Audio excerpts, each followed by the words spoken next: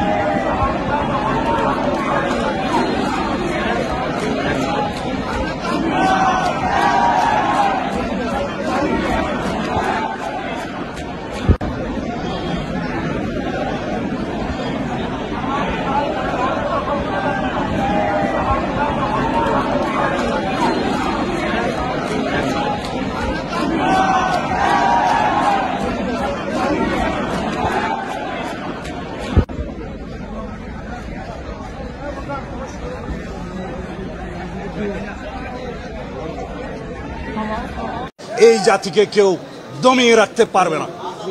আমরা বহিঃশত্রুর আক্রমণ থেকে এই দেশকে রক্ষা করব ইনশাআল্লাহ। আভ্যন্তরীণ ষড়যন্ত্রকারীদের কাছ থেকে যাতে এই রাষ্ট্র হেফাজত থাকে সেজন্য আমাদের সতর্ক থাকতে হবে।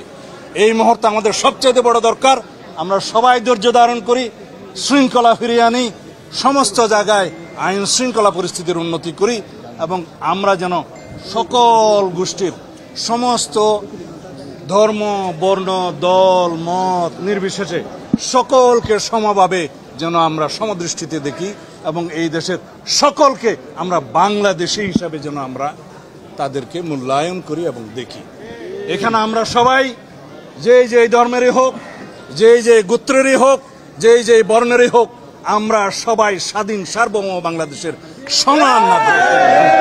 সুতরাং কোনো একক রাজত্বের জন্য, একক শাসনের জন্য, কর্তৃত্ববাদের জন্য যারা বাংলাদেশের রাজনীতি করবে তাদের কোনো জায়গায় এই দেশে হবে না। এই দেশ একক কোনো ব্যক্তির নেতৃত্বে স্বাধীন হয় নাই। এই দেশ সারা বাংলাদেশের সমস্ত মানুষের মুক্তিযুদ্ধে অংশগ্রহণের মধ্য দিয়ে স্বাধীন হয়েছে। স্বাধীনতা কোনো একক দলেরও হতে পারে না, কোনো একক ব্যক্তিরও হতে পারে না। এই মুক্তি, এই বিজয় আমাদের সকলেরই, আমাদের সকলকে এই দেশকে হেফাজত করতে হবে। ধন্যবাদ।